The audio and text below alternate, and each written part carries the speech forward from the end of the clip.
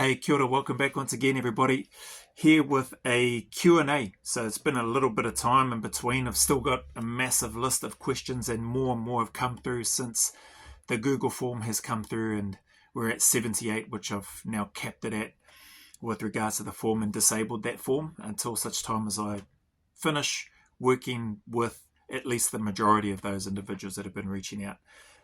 So on the back of that, there's just a backlog of questions and content for me to create, which is a great thing. I'm very grateful for that and an opportunity for me to sort of dig into some of those now. So I'll look to do that as well as I can in this video. So in no particular order, that's just based on where I'm up to in terms of the list that I have and some new ones that I've just chucked in here as well. One of the questions that's come through and that has been involved with some of the conversations with some of the individuals, what's the biggest mistake people make when preparing for SAS selection? What's the biggest mistake people make? I think there's probably more than one biggest mistake, and I know I had to pause when I had that conversation as well.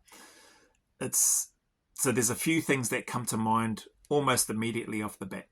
One is under training or under preparing from a physical perspective, and I've done at least a couple of videos on that, on programming, and then my thoughts on the pack marching and the jerrycan stuff. So that's one, not preparing adequately enough from a physical perspective, whereby you can then connect the physical with the mental aspect, know that you've got the scarring and the reps and the runs on the board to still stay there, be in the fights, and know that, okay, I've been here before. So that's one. Another one is, that seems to be pretty common, is people overthinking the selection process itself.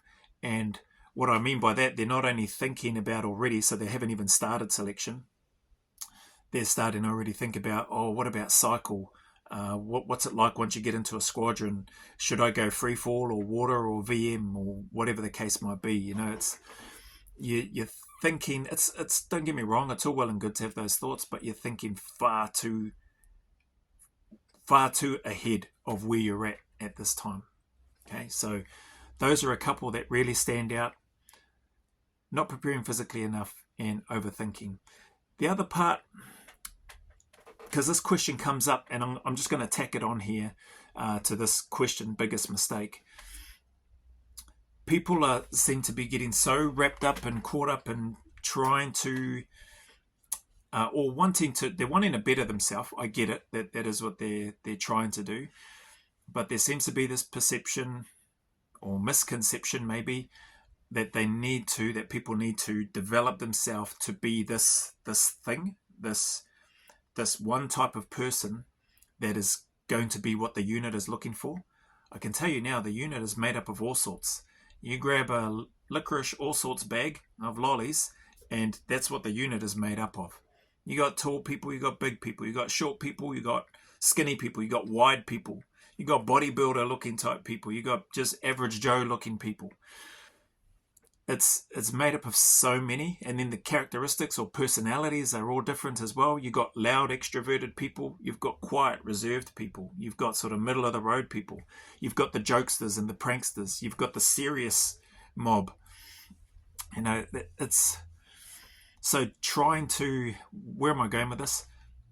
Stop overthinking that. Stop trying to mold yourself into what you think the unit is looking for, and just be yourself. That's what I would say. So that wasn't what the question was asking about. What do I think the biggest mistakes are? So coming back to that, yeah, not preparing physically well enough, in my opinion, overthinking and thinking far too many steps ahead, and not being yourself. So be true to who you are. Those are some of the biggest mistakes that I think people make when they're preparing for selection. Anyway, we'll go on to the next question because I don't want to be rambling on for an hour. How much running should I be doing a week? You should run enough to make sure that you are, so if you're doing the New Zealand selection, run enough to make sure that you're doing enough to comfortably pass your 2.4. Same in Australia.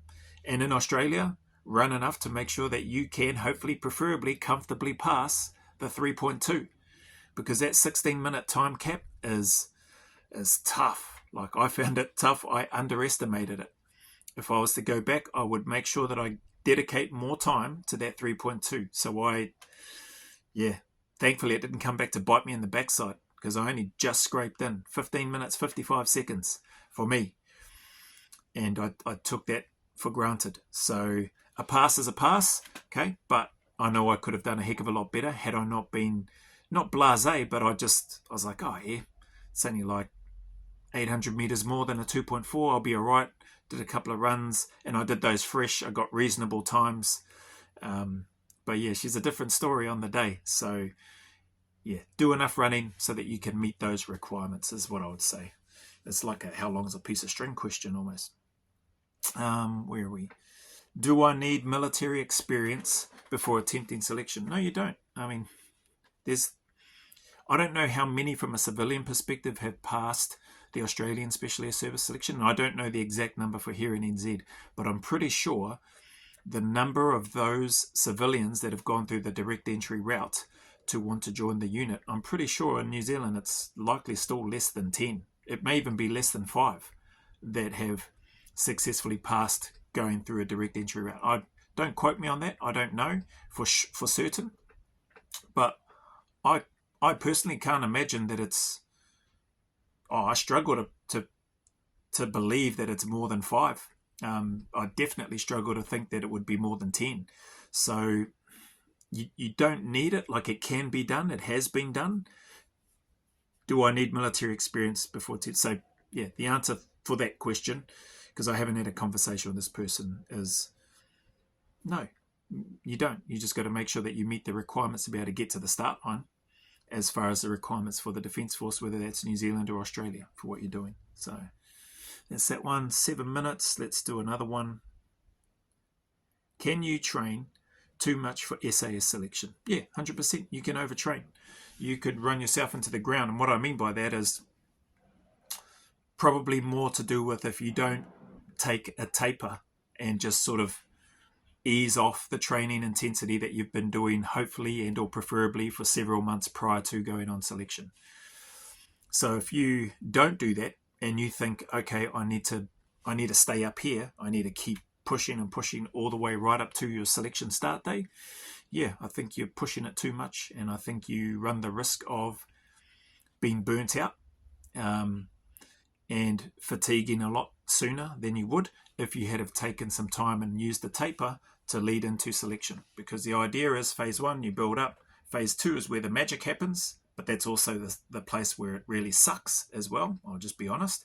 And then the taper, that's your light at the end of the tunnel. That's your carrot dangling going, here I am, you get to have a rest. You get through all of this though, and then you get to maintain, rest, recovery, eat, and go into selection as fresh as you can. So yeah, that's my take on those ones. That's about 8 minutes. I think I'll wrap that one up there. There's a whole bunch more. I think maybe I'll take a pause and I'll do some more of these recordings and Q&As so that there's a little bank and that ain't going for too long. So appreciate you as always, for sticking around, for being here, for listening in on these. Really appreciate the kind comments and the messages that come through, not only through the Google forms that have come through, but also in the comments. And some direct messages, just people reaching out and wanting to say thanks for the some of the last videos where I've spoken about certain things to do with preparation for selection. Clearly, there's a lot of people that are either interested in it and or a number of people that are wanting to go for it. So, man, if these things help in any way, which I hope they do, and based on some of the feedback that I'm getting, it seems to be, then that's great. That's a good thing. So anyway, as always, any challenges, struggles or trials that you may be going through, keep turning up, keep putting one foot in front of the other, stay in the fight.